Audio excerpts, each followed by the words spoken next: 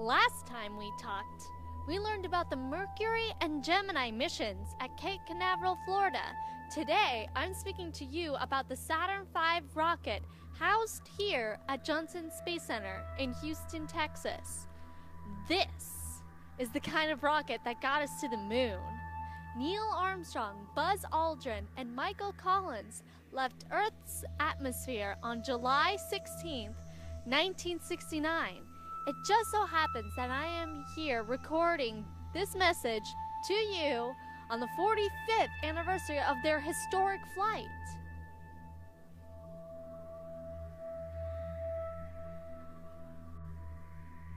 The Saturn V rocket is considered one of the most complicated machines ever built by man. Do you work with robots in your STEM classrooms? Is it sometimes hard to get the programs to work the way you want them to?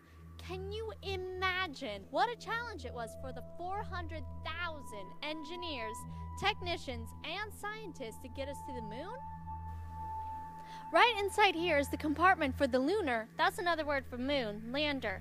The Saturn V rockets were built to launch, then come apart as the mission continued. That's the fuel compartment separating after it was used. When Apollo 11 reached the moon, Michael Collins stayed aboard the lunar orbiter, which means he kept the ship going around the moon. Neil Armstrong and Buzz Aldrin separated from the ship and landed the lunar lander in a crater known as the Sea of Tranquility.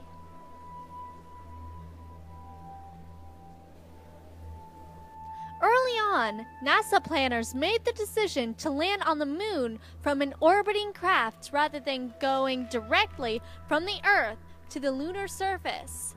This was a really creative idea, having two-section construction for separate descent and ascent functions. It would prove to be one of the most reliable elements in the Apollo program. Here at Johnson Space Center, there's a display of the lunar lander. Do you remember hearing the Eagle has landed? Well, the lander was called the Eagle. See that orange, shiny film on the outside? That's Mylar. Mylar is a brand name for a special type of stretched polyester film.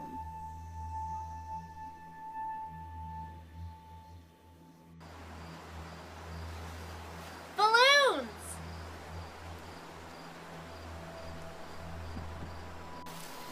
Camping blankets!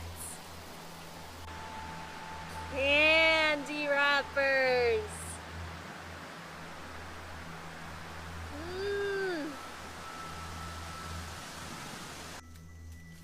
All of these things are made of Mylar.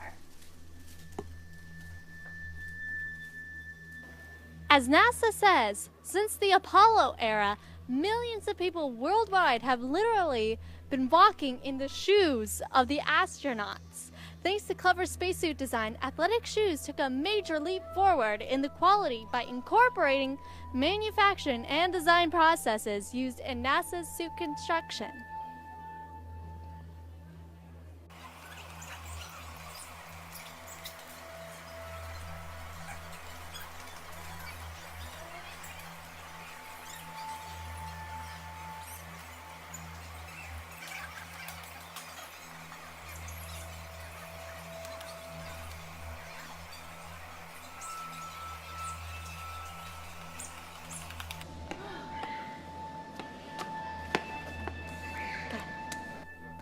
A process known as blow rubber molding was used to make helmets. NASA scientists used this same idea to create hollow athletic shoe soles with shock-absorbing materials. With this new molding process, a former NASA engineer named Frank Rudy pitched this idea to Nike Corporation. According to NASA, Rudy's concept used a pad of interconnected air cells placed under the heel and forefoot to cushion the blow. Sound familiar? Nike Air was born. Right behind me is Launchpad 39A, where not only the Apollo 11 launched, but so did the Space Shuttle. On my next video, I'll talk with you about the Space Shuttle missions, which are very special for my family, and that I was able to witness myself. I can't wait to share my stories with you. So for now, this is STEM Ed Lawrence signing off in 3, 2, 1.